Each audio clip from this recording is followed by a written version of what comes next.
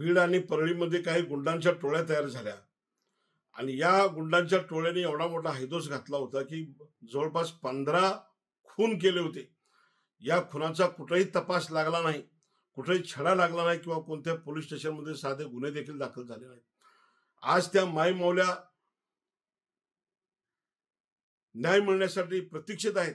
अशातच संतोष देशमुखांची क्रूरपणे हत्या करण्यात आली आणि हे प्रकरण सुरेश धस साहेबांनी लावून धरलं।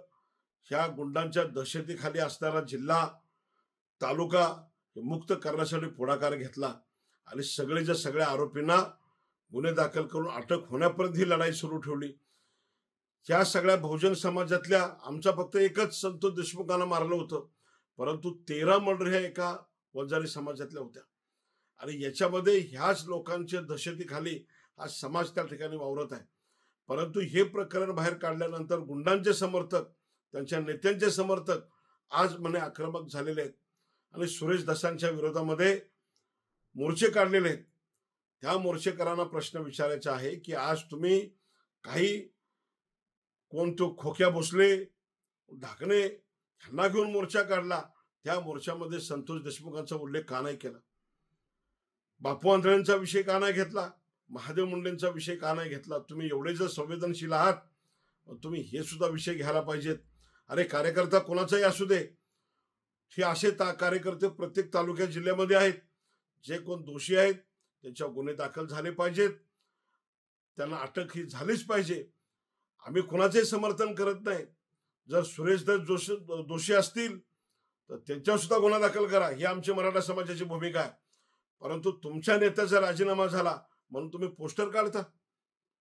आमच्या नेत्याने राजीनामा दिला म्हणून 100 कुत्रे शांत बसले असतील, आमची दहशत किती? अरे ही तुमची दहशत आहे।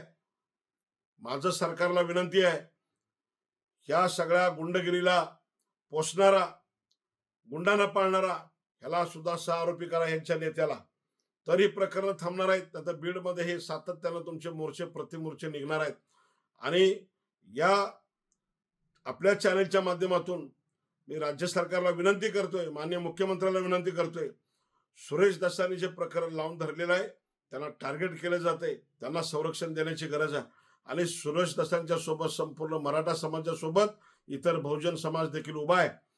जर त्यांच्या विरोधात तुम्ही मोर्चे काढून त्यांना टार्गेट करत असाल तर सुरेश धसांच्या समर्थनात या राज्यात प्रत्येक जिल्ह्यात तालुक्यामध्ये सुद्धा असेच प्रतिमोर्चे निघतील।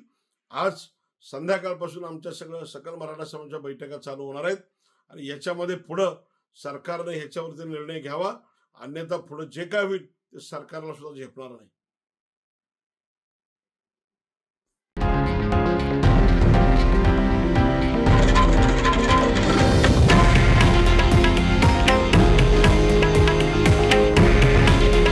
हे आहे देशातील नंबर 1 न्यूज नेटवर्क आणि आपण पाहत आहात TV9 मराठी। काळजी तुमची, हित महाराष्ट्राचं।